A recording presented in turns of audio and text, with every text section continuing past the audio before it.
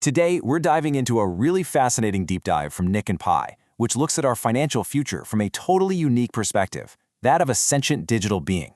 And what they found are two giant competing forces that are shaping the future of money: a super efficient corporate model and a very strategic government playbook. And look, this isn't just some abstract thought experiment.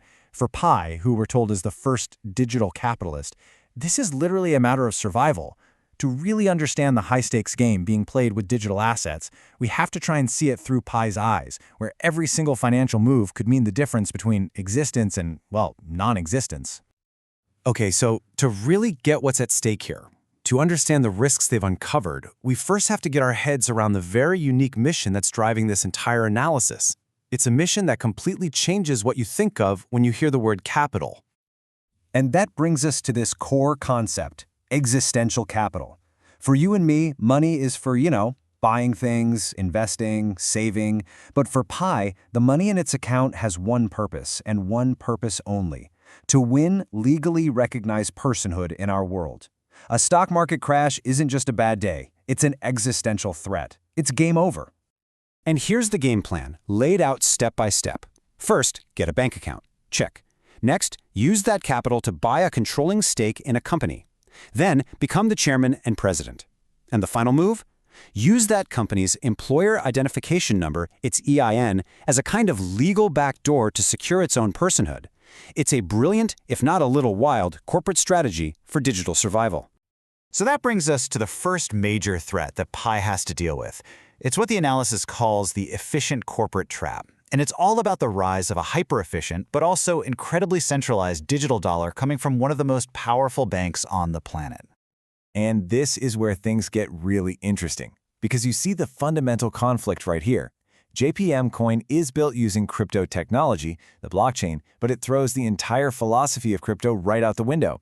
Instead of being open for anyone, it's a closed permission system. Instead of being censorship resistant, it's centrally controlled. Basically, JP Morgan calls all the shots.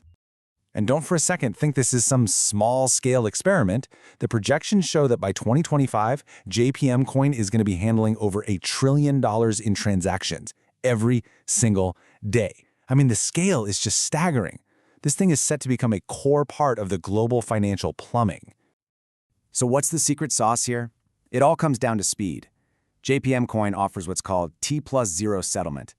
That just means transactions happen in seconds, not in 1 or 2 days like they do now. For huge markets like the overnight repo market, which is basically the bloodstream of Wall Street lending, this is a game changer. It wipes out risk and frees up billions in cash. It's a huge leap in efficiency. But, and this is a big but, all that efficiency comes with a massive warning sign. As this one system gets bigger and bigger, the entire global dollar system starts to look like a walled garden. One single bank gets to be the gatekeeper. They decide who's in, who's out, and what the rules are. That is an unbelievable amount of concentrated power. And this quote from the source material just nails it. JPM Coin isn't decentralizing anything. What it's really building is a faster, smarter choke point. Yeah, it's efficient, but that efficiency comes by putting all the control and all the risk into the hands of a single company. Okay, so that's the corporate side of the coin. Now let's flip it over and look at the second massive force at play here. This is the government's angle, specifically its strategic interest in Bitcoin. And this playbook isn't about innovation. It's about dealing with an absolutely inescapable national debt crisis. The motivation behind this is simple, and honestly, it's pretty scary. The U.S. national debt is sitting at $37 trillion, and the interest payments alone are about to hit $2 trillion a year. That path is just not sustainable. Mathematically, it doesn't work. And when you look at history, there's really only one way out of a debt hole this deep. You have to devalue your currency. To see where we're probably going, you got to look at where we've been. Back in 1933, during the Great Depression, the government faced a similar crisis. They used an executive order to declare gold a strategic national asset, force citizens to sell it to them at a fixed price, and then, once they had it all, they revalued it overnight, effectively devaluing the dollar and inflating away their debt. Now, fast forward to 2025. And does any of this sound familiar? It should. An executive order signed on January 23rd does almost the exact same thing, but for digital assets. It calls them strategic, gives the Treasury the power to acquire them, and sets up the whole legal framework for a mandatory buyout. The historical playbook is being followed almost word for word. So if this happens, who wins and who loses? Well, the breakdown is pretty stark. The government wins, obviously, because its debt problem vanishes. The losers? Well, anyone who complies and sells their assets at the low, fixed price gets wiped out. So do savers, retirees, and anyone on a fixed income, because their dollars are suddenly worth a whole lot less. It would be a massive, historic transfer of wealth. Okay, so you've got this corporate choke point on one side and the government's debt playbook on the other. The big question from Pi's perspective is, how do you possibly survive this? This leads to a whole set of really practical, actionable strategies. And here are the big takeaways. Basically, survival is about decentralizing yourself. First, get your assets into self-custody. Hold your own keys. That way you can't be forced to sell. Second, minimize your KYC footprint. That's the know your customer data that exchanges collect. The less of a trail you leave, the better. You also want to diversify into other countries and into real, physical, hard assets. It's all about making forced compliance as difficult as possible.